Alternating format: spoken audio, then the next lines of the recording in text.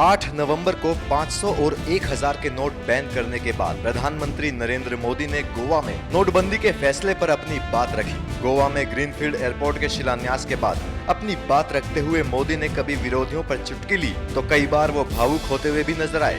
प्रधानमंत्री मोदी ने कहा कि वो वही कदम उठा रहे हैं जिसके लिए 2014 में उन्हें देश ने बहुमत दिया था। और देश के लाखों लोग नींद के लिए गोलियां खरीदने जा रहे हैं, गोलियां नहीं मिल रही हैं। इस देश के पल्सिस को समझ करके एनालिसिस करने वालों ने ये पुरानी सरकारें, पुराने नेता, उनको नाप के तोलने के जो तराजू है, मेरे आने के बाद अगर बदल दिए होते तो ये दिक्कत नहीं आती।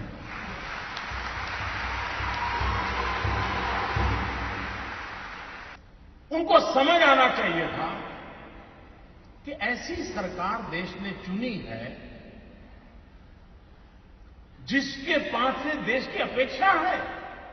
आप मुझे बताइए भाइयों बहनों, 2014 में आपने वोट दिया था, भ्रष्टाचार के खिलाफ दिया था कि नहीं दिया था? आप मुझे बताइए, आपने एक काम करने के लिए मुझे कहा था कि नहीं कहा था? काले धन के खिलाफ काम करने के लिए आपने मुझे कहा था कि नहीं कहा था? आपने मुझे कहा था तो मुझे करना चाहिए, नहीं करना चाहिए? आपने जब मुझे ये करने के लिए कहा था तो आपको भी पता था कि ये काम करूंगा तो थोड़ी तकलीफ होगी, पता था कि नहीं था? ऐसा तो नहीं था कि बस आपको ऐसे ही मुंह में पतास आ जाएगा, ऐसा तो नहीं था ना? सबको मालूम था। ये सरकार बनने के तुरंत बाद हमने एक सुप्रीम कोर्ट के निवृत्त न्यायमूर्ति के नेतृत्व में स्पेशल इन्वेस्टिगेशन टीम बनाई, एसआईटी। दुनिया में कहां कहां ये कारोबार चल रहा है, इस पर ये टीम काम कर रही है और हर 6 महीने वो सुप्रीम कोर्ट को रिपोर्ट कर रही है। अपने यहां कहावत है, पुत्र के लक्षण पालने में। जब मेरी पहली कैबिनेट में पहले ही दिन ऐसा बड़ा कड़ा निर्णय करता हूं तो पता नहीं था कि मैं आगे करने वाला हूं।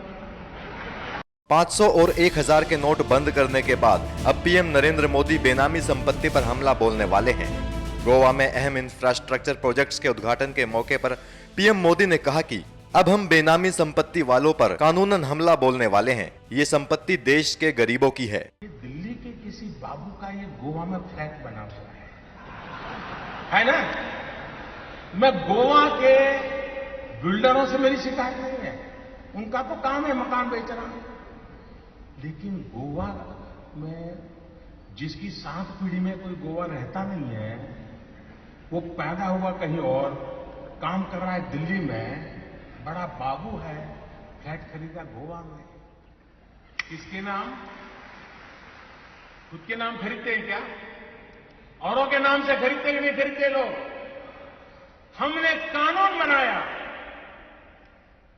जो भी बेनामी संपत्ति होगी, दूसरे के नाम की संपत्ति होगी, हम कानूनन अब उस पर हमला बोलने वाले।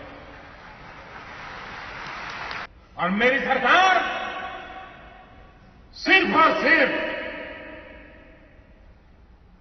देश में से गरीबों की मदद करना मेरा कर्तव्य मानती है और मैं उसको करके रहूंगा। इस कार्यक्रम में जनता को संबोधित करते हुए उन्होंने रूंधे गले से अपने परिवार का जिक्र किया और कहा कि मैंने देश के लिए घर परिवार छोड़ दिया है, देश का कल्याण हो, इससे बड़ा कुछ नहीं। उन्होंने कहा कि मैं कुर्सी के लिए पैदा नहीं हुआ हूँ। सिर्फ गोवा नहीं, ये हिंदुस्तान के हर ईमानदार की आवाज है, हिंदुस्तान के हर ईमानदार की आवाज है।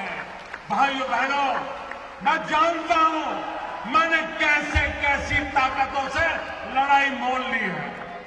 मैं जानता हूं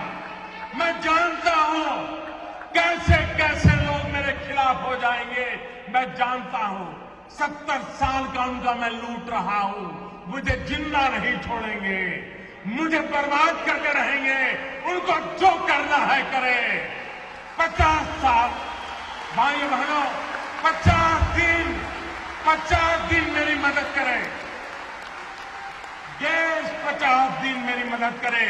जोर से तालियों के साथ मेरी इस बात को स्वीकार कीजिए।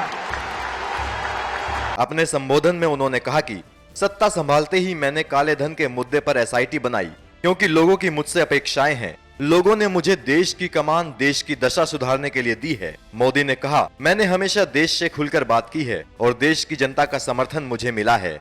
अपने यहां कहावत है, पुत्र के लक्षण पालने में। जब मेरी पहली कैबिनेट में पहले ही दिन ऐसा बड़ा कड़ा निर्णय करता हूं तो पता नहीं था कि मैं आगे करने वाला हूं जी। मैंने छुपाया था क्या? कुछ नहीं छुपाया मैंने। हर बार मैंने ये बात कही है और आज मैं आपको इसका ब्यौरा दे रहा हूं। देश मुझे सुन रहा है। मैंने देश को कभी अंधेरे में नहीं रखा है। मैंने देश को कभी गलतफहमी में नहीं रखा है। खुल करके बात कही है और ईमानदारी से।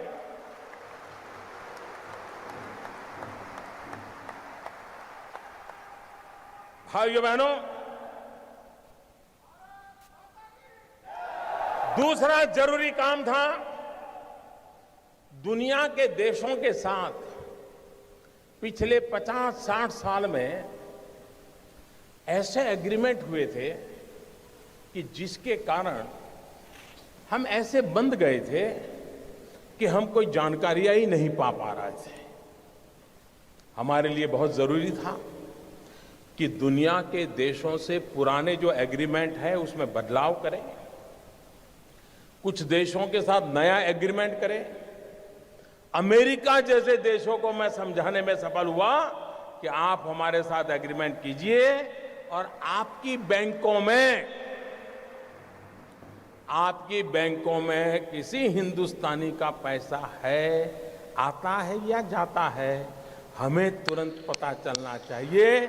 यह काम मैंने दुनिया के कई देशों के साथ किया है, कुछ देशों के साथ अभी भी चल रहा है, लेकिन विश्व में कहीं पर भी भारत की चोरी लूट का पैसा गया है तो उसकी तुरंत जानकारी मिले, इसका प्रबंध पुरजोश तरीके से हमने किया है। पीएम मोदी ने कहा कि मैंने सिर्फ 50 दिन का वक्त मांगा है। यदि मैं 30 दिसंबर तक अपने कार्य में सफल नहीं हो पाया तो जिस चौराहे पर देश की जनता चाहे मुझे सजा दे सकती है। उन्होंने कहा कि मैं देश के लाखों करोड़ों लोगों के धैर्य को सलाम करता हूं। मैं देश के सभी बैंक कर्मचारियों को सलाम करता हूं। मैं उन युवाओं का भी अभिनंदन करता हूं जो बैंकों की लाइन में लगे लोगों की मदद कर रहे हैं। खड़े होकर के ताली बजा करके मुझे आशीर्वाद दे। देश देखेगा ईमानदार लोग। इस देश में ईमानदार लोगों की कमी नहीं है। इस देश में ईमानदार लोगों की कमी नहीं है। आइए ईमानदारी की स्थान में मेरा साथ दीजिए।